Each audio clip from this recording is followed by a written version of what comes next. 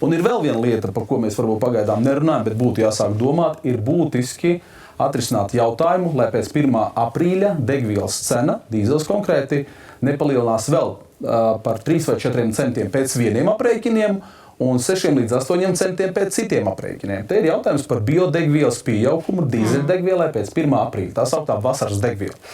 Un šeit arī konceptuāli būtu jāatrisina jautājums, lai degvielas cena nepieaugtu vēl straujāk. Tātad ir jāpieņem lēmums, ka no 1. aprīļa biodegvielas pieaugumu mēs atliekam, uz pusgadu, uz gadu, lai nepieļautu degvielas cenas pieaugumu vēl būtiskāk. Paldies, salikāt virkni lietu. Es pabeigšu. Vēl, protams, kas ir ļoti svarīgi par rezervēm runāt. Es teiktu, rezerves ir jāatstāj, lai viņas paliek x stundai, bet, protams, mēs uz laiku varam atlikt šo te piecinājumu degvielai, kas ir saistīts ar rezervju glabāšanu. Un tie, principā, pēc mūsu aprēķiniem varētu būt līdz pat 6,8 centi par litru plus PV1.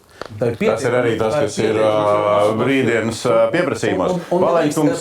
Saliekot to konstruktoru, mēs esam ieguvuši tādu zināmu aprēķinu, kur veicot atsevišķas darbības, degvielas litra cenu mēs, vismaz, piemēram, lauksnicībā varētu samazināt pa 15 centiem. Ja? 15, 18.